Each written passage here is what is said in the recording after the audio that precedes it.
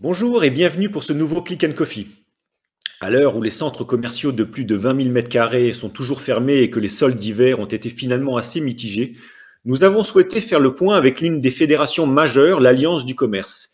J'ai le plaisir de recevoir son directeur général, Johan Petiot. Bonjour, merci d'avoir accepté notre invitation. Bonjour. Depuis le 1er février, les centres commerciaux de plus de 20 000 m² sont fermés. Comment cela s'est-il traduit pour les soldes qui se sont achevés mardi dernier?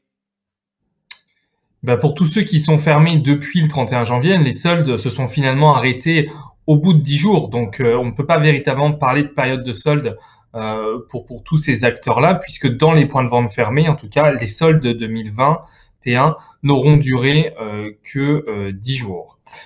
Pour les autres, alors si on regarde sur l'ensemble du mois de février et sur l'ensemble du marché, le marché de l'habillement accuse un recul très important de 22% de son chiffre d'affaires, dû principalement à ces magasins fermés.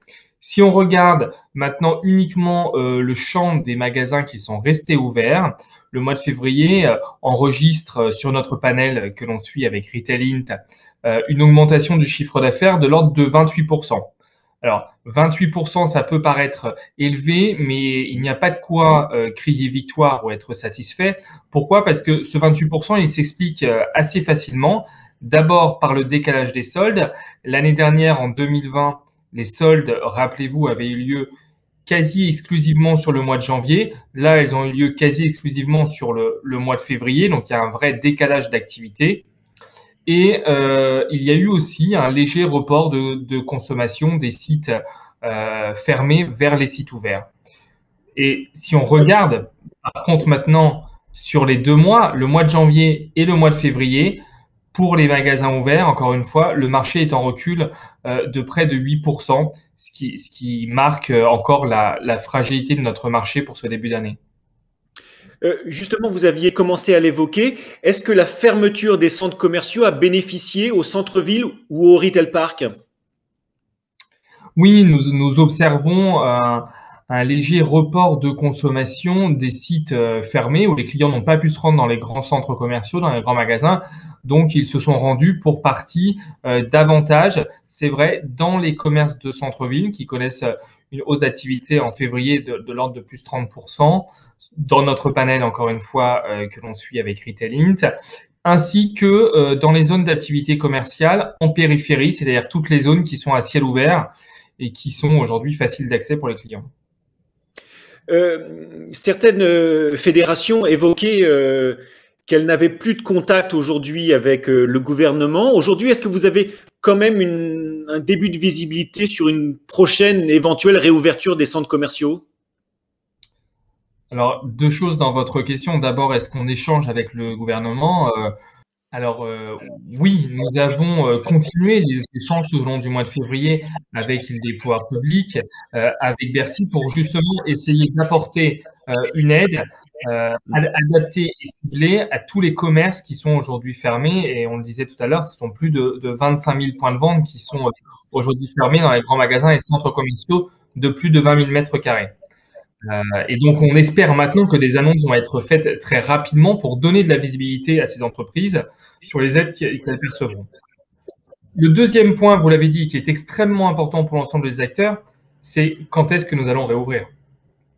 C'est d'ailleurs le point crucial et c'est sur ce point-là que malheureusement, nous n'avons aujourd'hui aucune visibilité de la part du gouvernement.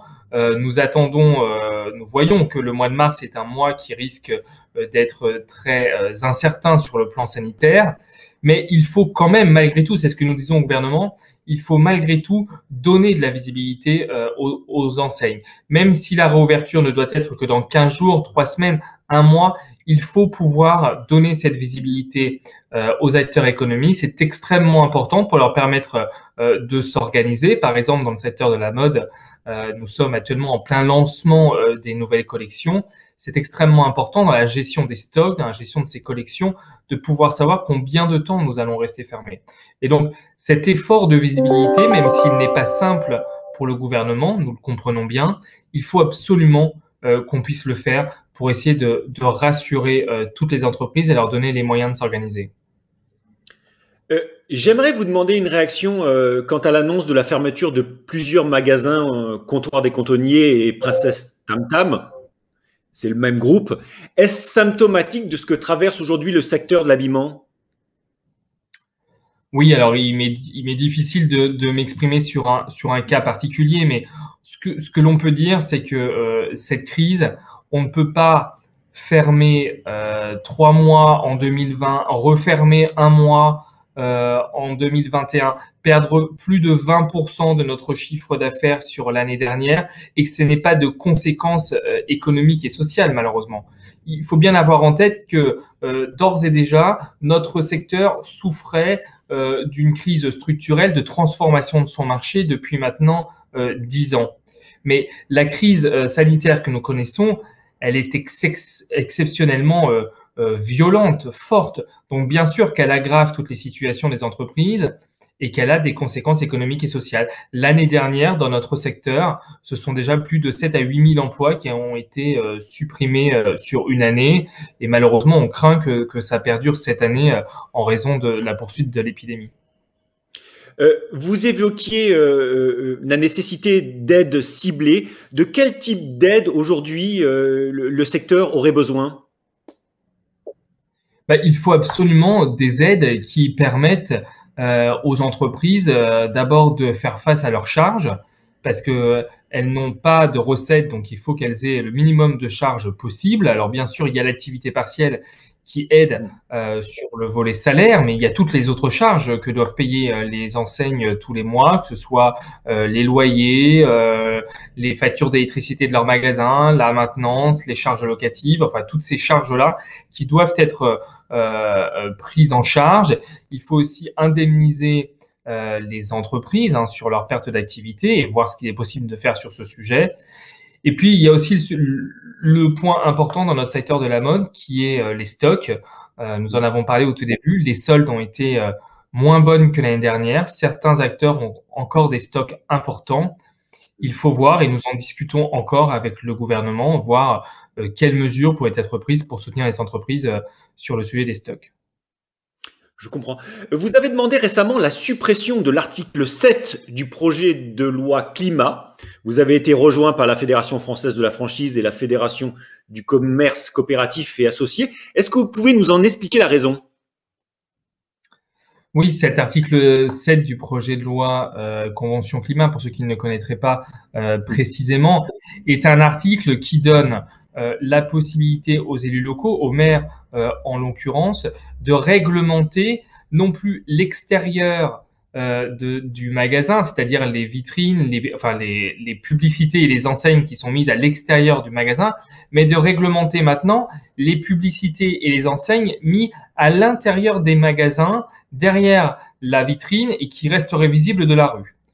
On considère que c'est quand même extrêmement malvenu de donner la possibilité de contrôler la manière dont les commerçants font leur activité, finalement, comment ils organisent leurs vitrines avec la mise en place de publicités, soit pour eux, soit pour des partenaires extérieurs, la mise en place de leurs enseignes également. C'est une atteinte très grave aux droits de propriété des commerçants, dès lors qu'on réglemente ce qui se passe à l'intérieur de la boutique. Donc, ça nous semble une voie très dangereuse qui a été prise par le gouvernement. Il faut le rappeler d'ailleurs, ce n'était pas une demande de la Convention climat. Donc c'est le gouvernement tente d'aller plus loin. Donc nous lui demandons de revenir à ce qu'étaient les propositions de la Convention climat et de retirer cet article. Il est d'autant plus malvenu en plus que les commerçants, vous le savez, subissent une crise maintenant extrêmement forte depuis plus d'un an.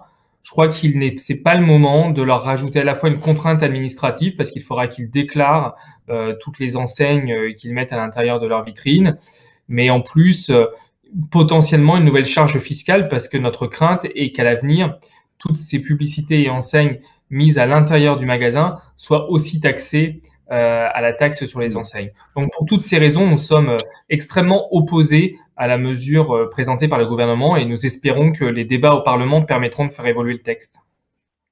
Est-ce que vous avez le sentiment de parler d'une seule voix avec toutes les fédérations sur ce sujet? Oui, je crois pour en avoir discuté avec toutes les fédérations et notamment celles qui sont au sein du Conseil du commerce de France. Aujourd'hui, toutes les fédérations de commerçants sont vent debout contre cet article 7. Le gouvernement, vous pensez qu'il a une oreille attentive à cette demande? Pour l'instant, c'est le gouvernement qui a proposé cet article 7 et qui l'a présenté au Parlement. Donc, disons qu'en amont, nous avons été auditionnés par le Parlement, par l'Assemblée nationale, par la députée rapporteure sur le texte, et nous espérons avoir été entendus. Il me semble que lors de l'audition, elle a tout à fait compris à la fois l'exaspération des commerçants qui n'ont pas besoin de cette mesure dans la période de crise que nous traversons et les risques à la fois en matière juridique et financière que nous avons exposés. Elle m'a semblé attentive. J'espère que nous aurons gain de cause dans les prochaines semaines, étant donné que la discussion véritablement concrète au Parlement commence à partir du 8 mars prochain.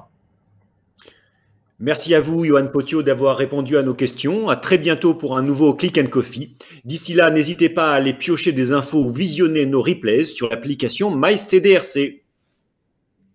Merci à vous. Au revoir.